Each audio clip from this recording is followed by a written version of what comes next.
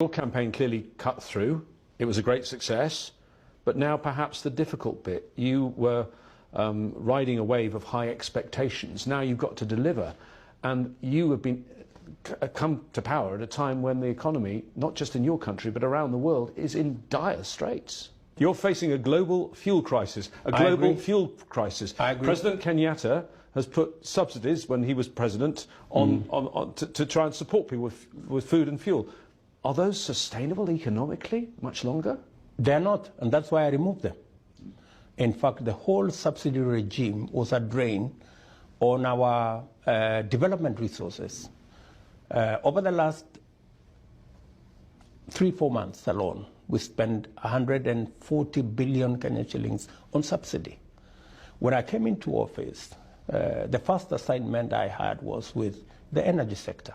And I looked them in the eye and asked them whether this was going to go on. Because we were spending 16 billion shillings, money we didn't have, every month on fuel subsidy.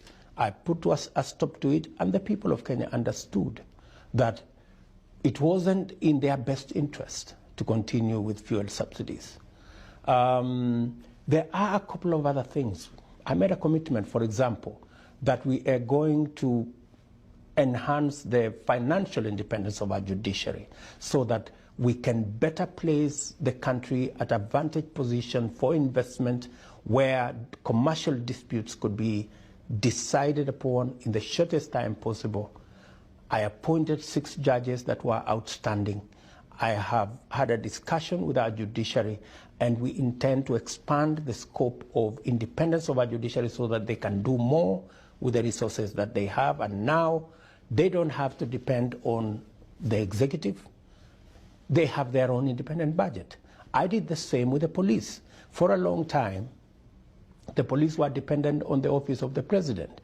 And what officials did was, if they didn't want a certain case to be investigated, they didn't provide resources for it. I have now, in the last 2 weeks, I have removed the budget of the police from my office, and now they run an independent budget, an independent mandate. They can investigate whatever cases they want. They have to deal with security in the manner in which they figure out, and my government will be there to support them. We are making changes, some of which do not even require financial resources. There is a lot that we're going to change. I have just told you, next week we are going to rework the whole credit rating system, because the current one is all or nothing. You're in or out. And we have 15 million stranded, 15 million Kenyans stranded because of a simple decision that can be made to change, to keep the credit reference bureaus, but change the scoring mechanism so that it's not all or nothing.